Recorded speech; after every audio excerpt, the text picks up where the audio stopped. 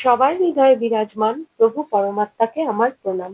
তুলসীদাসজি বলছেন, শ্রীরামের প্রভুতার কথা সবাই জানে এবং এটা জেনেও যে সেটার গুণগান করা সম্ভব না, তাও সবাই গুণগান করে, কারণ কহে বিন রাহা না যায়।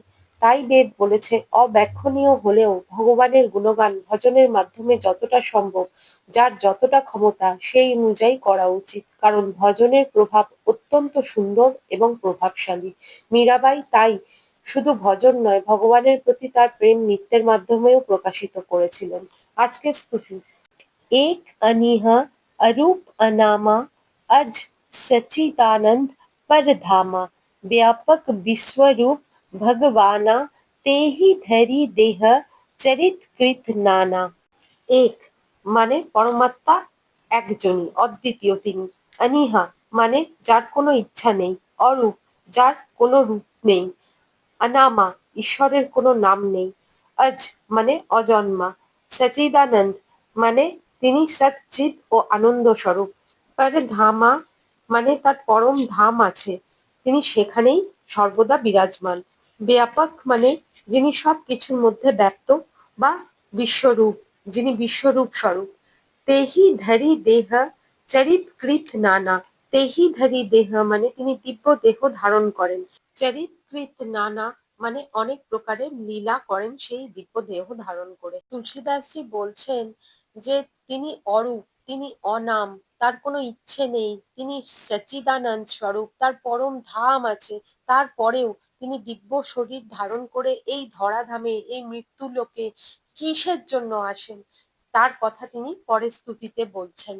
सो केवल भक्तन हित लागी परम कृपाल प्रणत अनुरागी जेहि जन पर ममता अति छोऊ जेहि करुणा करी किन्ह न कोहू। सो কেবল ভক্তন হিত লাগি মানে শুধু ভক্তদের হিতের জন্য তিনি এই দিব্য শরীর ধারণ করেন। ভগবানও দিব্য শরীর ধারণ করেন লোক শিক্ষার জন্য, ভক্তদের কল্যাণের জন্য, তাদের রাস্তা দেখানোর জন্য, তাদের জীবনের লক্ষ্য দেখানোর জন্য। শ্রীরাম তো দিব্য শরীর ধারণ করে আমাদের দেখাচ্ছেন যে আমিও তোমাদের মতোই, এবং আমারও মা, পিতা, পত্নী, সমাজ, আত্মীয়, ভাই, বোন সব কিছুই তোমাদের মতোই আছে। যা যা সমস্যা আমাদের সাথে আছে তাই তাই সমস্যা কিন্তু প্রভু রামের সাথেও ছিল, বরং তার থেকে লক্ষ গুণ বেশি সমস্যা তার আশপাশে ছিল। আর এত সমস্যা নিয়েই তিনি কিন্তু শান্ত মনে সমস্ত জীবন যাপন করেছেন। দিব্য শরীরে পরমাত্মা এসে আমাদের মতো সাধারণ মানুষদের বলেন যে জীবনে বেহিসাব কষ্ট আসবে, অপার দুঃখ আসবে, আসবেই। শ্রীরাম আর শ্রীকৃষ্ণ দুজনকেই আমরা দেখলে বুঝতে পারি জীবন ভর দুঃখই দুঃখ পেয়েছেন। পরের দিন সকালে রাজ অভিষেক হবেন, শ্রীরাম রাজা হবেন। 1 মিনিটে জানতে পারছেন বনবাসে যেতে হবে এবং তপস্বীদের বেশে 14 বছর থাকতে হবে। আমরা হলে কি করতাম? হয় বিদ্রোহ আর নইলে আত্মহত্যা, যে কোনো একটা করতামই। 1 মিনিটে সব সুখ সুবিধা ছেড়ে বনবাসে রাক্ষসদের সাথে নিশাচরের মধ্যে মাটিতে লতাপাতা বিছিয়ে শয়ন। শ্রীকৃষ্ণের জন্ম তো কারাগারে হয়েছিল, প্রতি মুহূর্তে তাকে মারার পরিকল্পনা।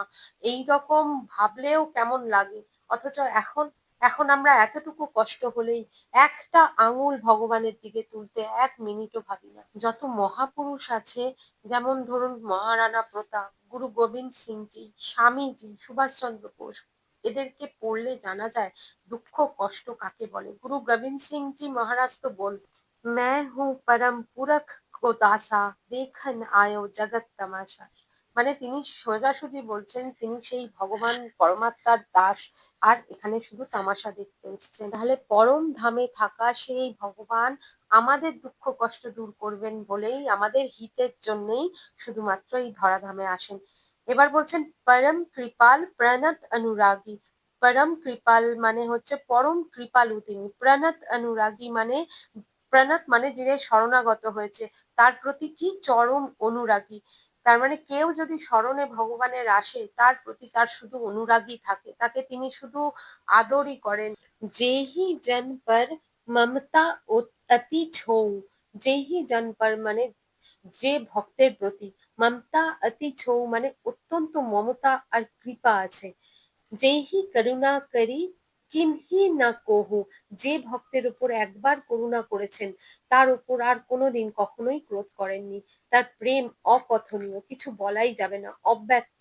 শ্রীকৃষ্ণ আর সুদামার কথা আমরা সবাই জানি। শ্রীরামের কৃপা অপার।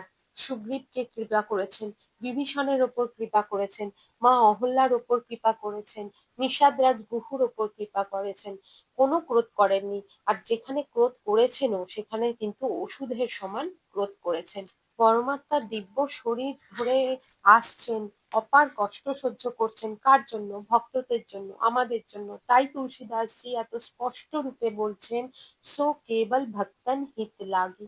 জীবনের সব পরিস্থিতি স্বীকার করে শ্রীরাম ও শ্রীকৃষ্ণ এবং সমস্ত মহাপুরুষেরা দেখিয়ে গেছেন কেমন করে চলতে হবে জীবনে, এবং তাহলে তাকে পাওয়া যাবে, তাকে দেখা যাবে। সব দুঃখ কষ্ট সমস্যা থাকা সত্ত্বেও তাকে পাওয়া যায়, পার পাওয়া যায় এই ভবসাগর থেকে। এবং পরমাত্মার শরীর ধারণ করে বুঝিয়ে গেছেন এবং লীলা করেছেন। যত মহাপুরুষ শরীর ধরে এসছেন, লীলা করেছেন, তারা সবাই কষ্ট দুঃখের মধ্যে দিয়েই কিন্তু কিভাবে জীবনে বাঁচতে হবে শিখিয়ে গেছেন। তাহলে আজকের মতো রাম রাম।